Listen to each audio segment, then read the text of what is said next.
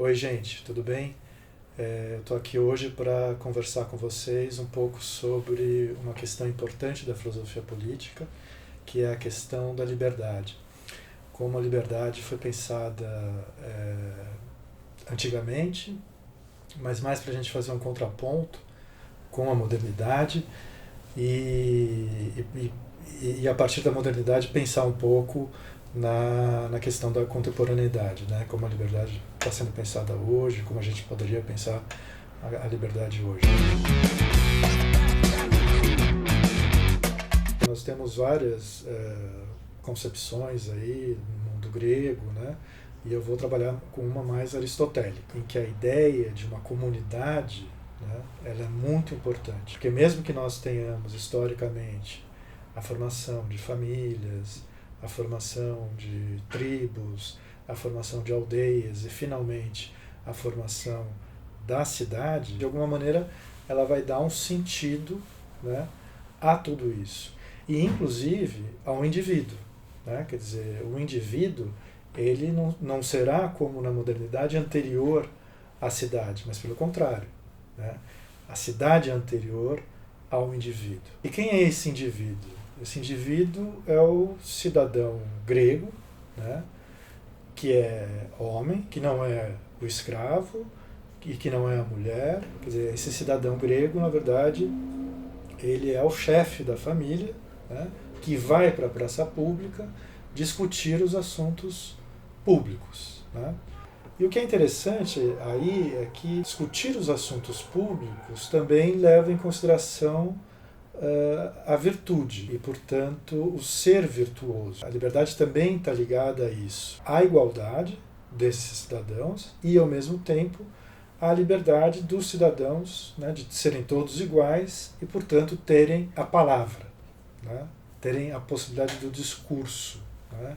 Geralmente a gente traduz logos por razão, mas logos também é discurso. Né. Então, é isso que faz do homem um animal político. Isso vai sofrer uma mudança incrível ao longo da modernidade. Né? Pela primeira vez aparece essa ideia do indivíduo, né? E esse indivíduo, pelo contrário, ele não está mais no interior do todo. Esse indivíduo, ele é anterior ao todo, ele não faz parte do todo. E é bom lembrar aí que a gente também está no momento histórico de que está surgindo a ideia de Estado e o Estado moderno. Esse indivíduo, ele tem interesses próprios. Tá? Esse indivíduo, ele faz cálculos. Tá? Esse indivíduo, ele trabalha com uma relação entre meios e fins. E isso faz com que ele seja levado a fazer qualquer coisa. Quer dizer, se você não tem ainda o contrato social, né, esse indivíduo vai poder matar um outro indivíduo. Né? A ideia do contrato social, ela vai ter que, de alguma forma, dar conta de uma coletividade, mas de uma coletividade de indivíduos egoístas. Né? E para isso nós teremos várias maneiras de se pensar esse pacto, né? Ou esse contrato social. Uma maneira é a liberal, né? Que surge principalmente um filósofo chamado John Locke, né, em que o estado de natureza, né, é visto, num primeiro momento, como um estado bom, né, em que os homens têm as suas posses, a posse da sua vida, né, as posses não são apenas a propriedade, mas têm as suas posses, e, de alguma forma, vivem sem conflito. Mas, como são homens, né, e, portanto, não são criaturas divinas, eles vão começar a entrar em conflitos. Né? E isso vai levar à necessidade, então, de um contrato, porque na medida em que eles entram em conflito, né, surge a possibilidade da guerra, né, de todos contra todos, ainda que não seja exatamente a guerra, mas surge um estado de insegurança. O importante no Locke é que nós teremos o surgimento do Estado Civil a partir do pacto, né, que, na verdade, ele precisa, de alguma forma, levar em consideração o estado natural, ou seja, ele precisa garantir liberdades que sejam relacionadas ao Estado, né, que proteja o cidadão do Estado. Né.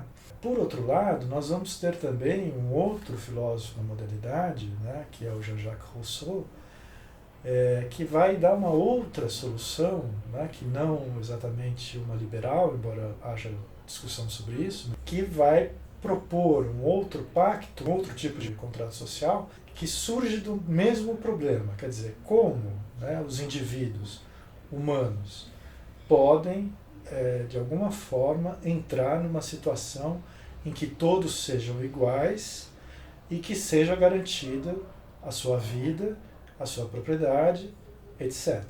Né?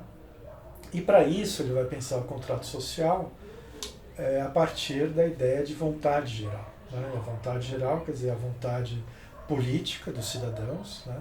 Então os cidadãos precisam, né, de alguma forma, entrar no corpo político, né? E ao entrar no corpo político eles deixam de ser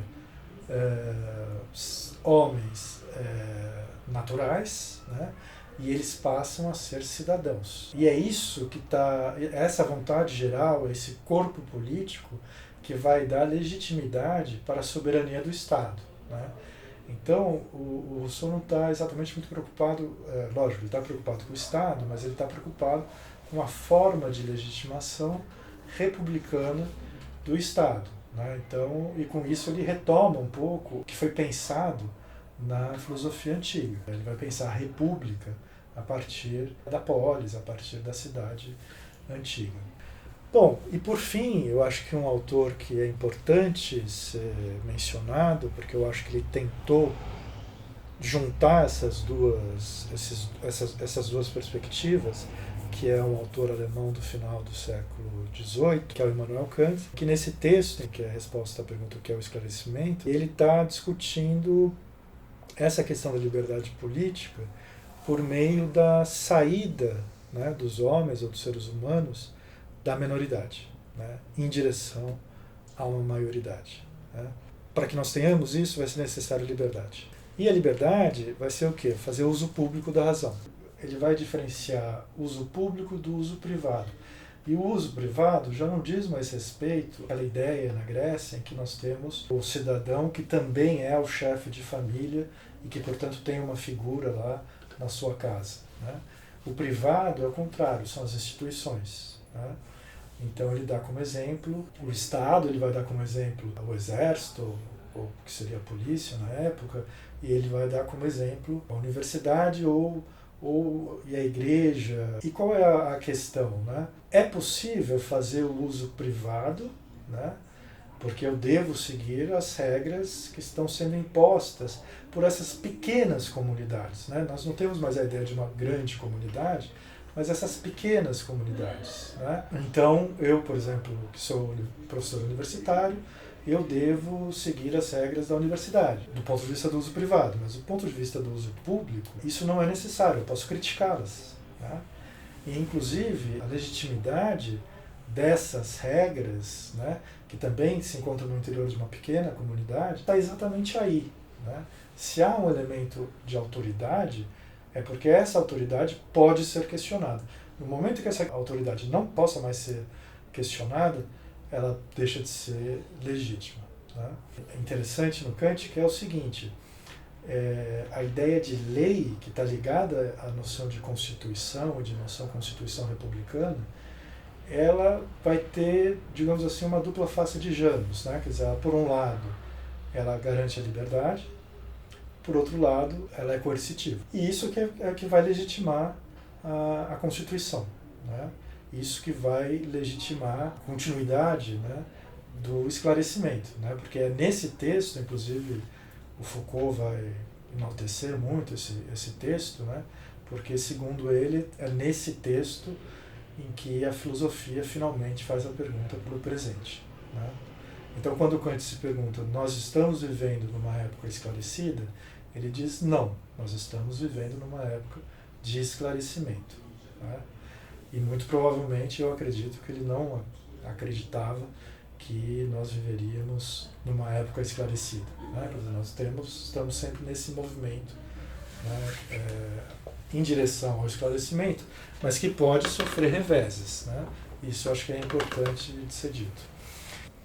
Bom, essas questões elas se colocaram, né, ao longo do século XX e eu acho que elas ainda se colocam no século XXI, na medida em que nós ainda temos, né, alguns conflitos no interior da sociedade que, de alguma forma, se colocam a partir de direitos. Né? Ou seja, nós temos hoje, no interior da sociedade, as pessoas reivindicando direitos. Esses direitos são direitos sociais, mas esses direitos também são direitos políticos. E são também direitos que estão ligados à individualidade, o que nós podemos chamar de direitos humanos, no sentido de que o indivíduo pode ser aquilo que lhe bem entender, né? Independentemente do que o Estado fale, independentemente do que instituições religiosas falem, independentemente do que a própria sociedade fale.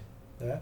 É lógico que para isso vai ser necessário liberdades políticas. E isso é uma herança que vem um pouco do liberalismo, né? Quer dizer, essa ideia de uma certa universalidade, né? Quer dizer, todos têm direito a um determinado número de coisas, né?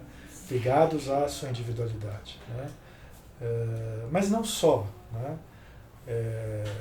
Isso também significa que nós temos que ter eleições livres, isso também significa que nós temos que ter separação de poderes, isso significa que nós precisamos ter sufrágio universal, enfim, todas essas questões que são pensadas, né, como mais formais na democracia, mas que a gente sempre precisa prestar atenção nisso também. O outro lado é o lado que vai exatamente legitimar tudo isso, né? Os ditos movimentos sociais, porque de alguma maneira esse Estado precisa também garantir essas liberdades individuais, né?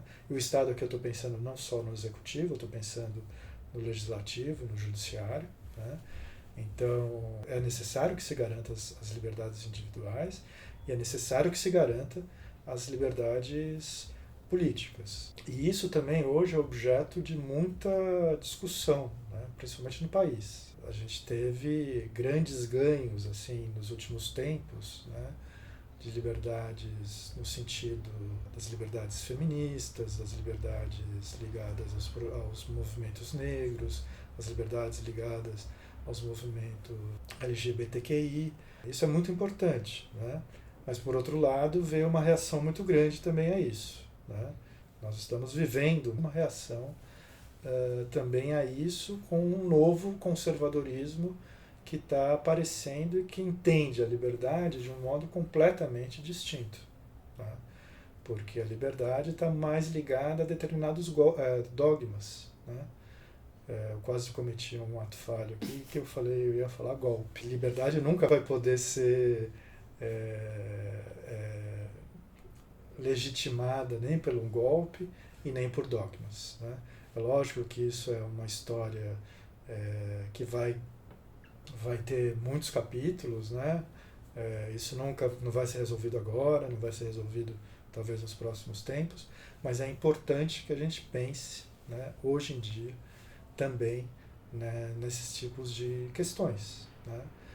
E uma coisa também que eu sempre falo, né, é que, e por isso talvez que eu tenha feito toda uma introdução ligada à história da filosofia, né, é que a história da filosofia não é algo morto.